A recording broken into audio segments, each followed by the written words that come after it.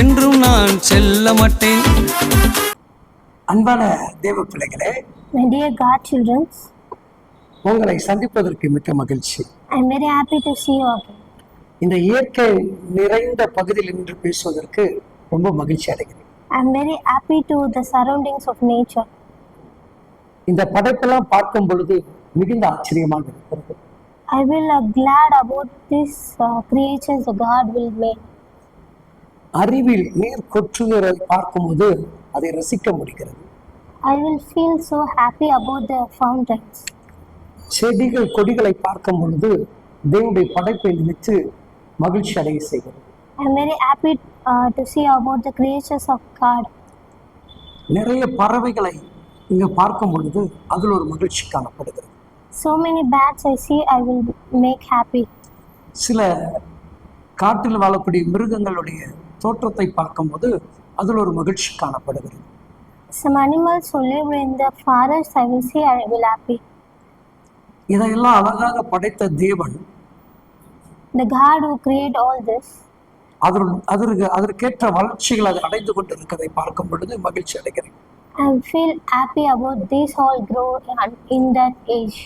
அதுபோலதான் தேவனுடைய பிள்ளைகளாக நீங்கள் நானும் Like that the God children, சத்திய வசனத்தை கை கொண்டு நாம் the words of God will கிறிஸ்துவுக்குள் எல்லாவற்றிலும் நாம் வளர்ந்திருக்க வேண்டும் என்று கர்த்தர் விரும்புகிறார்.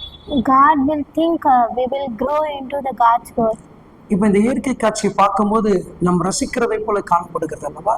We will see and enjoy this nature. அதுபோல் நீங்கள் கிறிஸ்துவ பிள்ளைகள் என்பதை மற்றவர்கள் உண்மையான தெய்வ பிள்ளைகள் என்று சொல்லக்கூடிய அளவுக்கு நாம் வளர்ந்திருக்க வேண்டும். Like this, you are all the creatures of God and you are all the Christians. Many of them say about you. Bible சொல்லுகிறது, The Bible says like that. எபேசியர் 4:15 விதமாக சொல்லுகிறது. Ephesians chapter 4 verse 15 says like that. வாசிப்பதை கேட்போம். அன்புடன் சத்தியத்தை கைக்கொண்டு தலையாகிய கிறிஸ்துவுக்குள் எல்லாவற்றிலேயும் நாம் வளருகிறவர்கள் ஆகும்படி அப்படி செய்தார். Instead speaking the truth in love, we will in all things grow up into him who is the head, that is Christ. கவனித்து பாருங்கள். Listen carefully. எல்லாவற்றிலும் நம்ம வளருவதற்காக, All things we will grow up. எல்லா குணத்திலும் வளர்ந்திருப்பதற்காக, All characters we will grow up. அன்பினாலும் In love, இரக்கத்தினாலும் தயவினாலும் பொறுமையினாலும் கீழ்ப்படிதல் வளர்ந்திருக்க வேண்டும். in obedience, in peace, in joyful, all things we will grow. ஆண்டவராக இயேசு கிறிஸ்து The Lord Jesus Christ, உலகத்தில் பிறக்கும் பொழுது he will born into the world. தாய் தகப்பனுக்கு கீழ்ப்படிந்தார். He will obey our parents. சில வருட காலம் அவர்களோடு கூட வேலை செய்தார் என்று வேதம் சொல்லுகிறது. Some years he spent his time to the parents.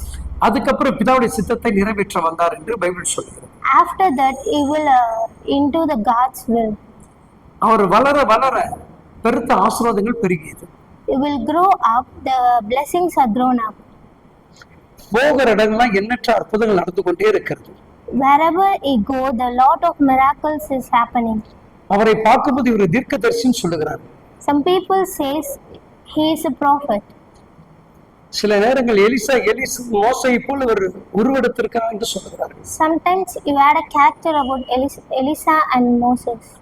அப்ப என் அன்பான தேவ பிள்ளைகளே, But the God children, நீங்கள் கிறிஸ்துவுக்குள் வளர்ந்திருக்கும் போது உங்களை குறித்து இவ்விதமாக பேச வேண்டும். you are grown up in Christ. Many people says like that also.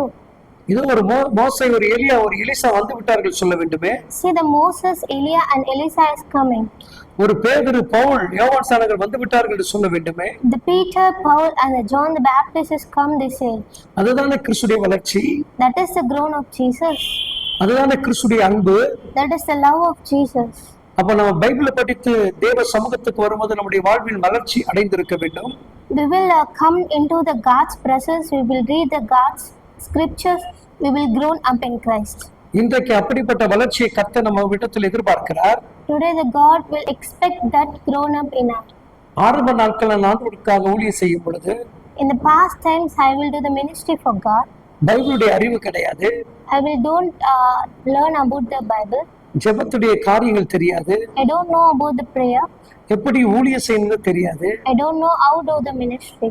ஆனா நான் ஆவிக்குரிய சபைக்குள் கடந்து போகும்போது But whether I go into the spiritual church, எனக்கு ஒரு மேய்ப்பர் கற்றுக் கொடுக்கிறதை கற்றுக்கொண்டு the pastor and preacher will teach me. I will listen that.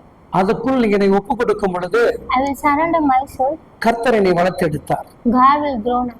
இன்றைக்கு பலரை உருவாக்கக்கூடிய அபிஷேகத்தை கர்த்தர் கொடுத்தார். Today the God will given into the anointing. Many of them grow up in Christ. இன்றைக்கு ஆவில வளர்ந்திருக்கிறபடினால் தான், Today I will grow up in the spirit.